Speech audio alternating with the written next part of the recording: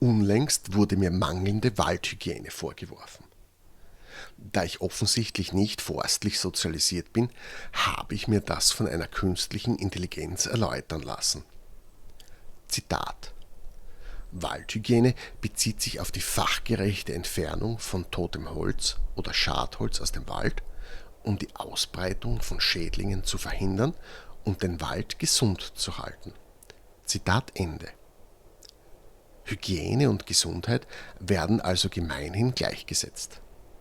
Unhygienisch meint folglich ungesund und damit krank.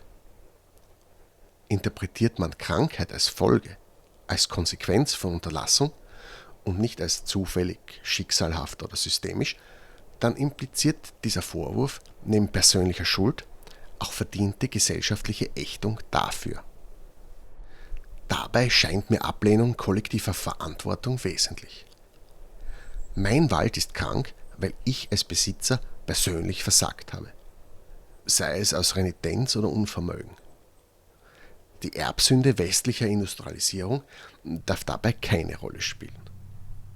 Jede Einzelne ist persönlich gefordert, ihr Bestes zu geben, um die Klimakatastrophe, die Klimaapokalypse noch zu verhindern. Ich meine das gar nicht so ironisch böse, wie es jetzt klingt. Ich meine allerdings, dass es notwendig ist, forstideologische Scheuklappen als solche anzusprechen. Wie und ob ich meinen Wald bewirtschafte, ist sowohl Borkenkäfern als auch sämtlichen Schlauchpilzen völlig egal. Für Bäume sind Förster und Baumschubser, analog zum Biber mit Überflutungszwang, einfach lästige Primaten mit Selektionszwang. Umwelt, die Baum überlebt oder eben nicht.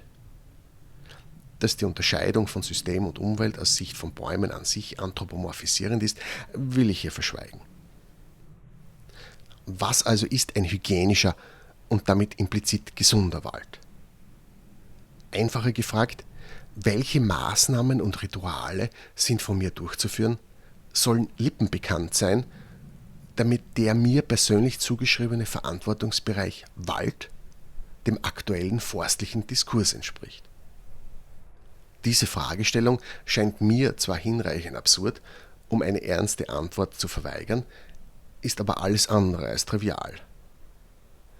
Jeder, der bereits einen amtlichen Räumungsbescheid in Händen hielt, kann das nachvollziehen.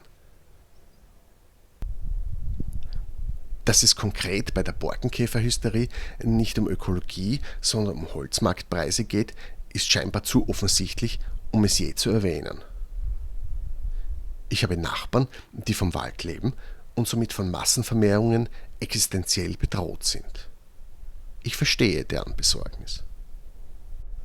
Was ich nicht nachvollziehen kann, ist, warum das seit mindestens 50 Jahren kalkulierbare Risiko Fichtenmonokultur erstens hygienisch einwandfrei sein soll und zweitens eine faktisch sozialisierte, aber moralisch und rechtlich individuelle Verantwortung meinerseits darstellt.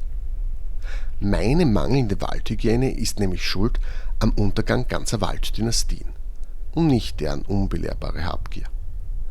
Auch steht die Holzindustrie mit ihrem kontinuierlichen Bedarf an uniformen Nachschub nicht in der Verantwortung. Ganz im Gegenteil. Sie schafft Arbeitsplätze und damit Wohlstand. Ich war lediglich zu dumm, um ausreichend viel Wald zu erben und noch rechtzeitig Fichten zu pflanzen.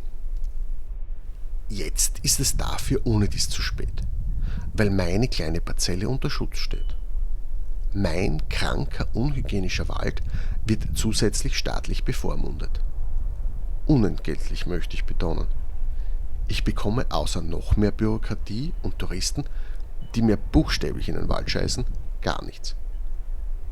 Schuld an allem sind meine Vorfahren, die immer schon zu arm gewesen sind, um sich Waldhygiene leisten zu können.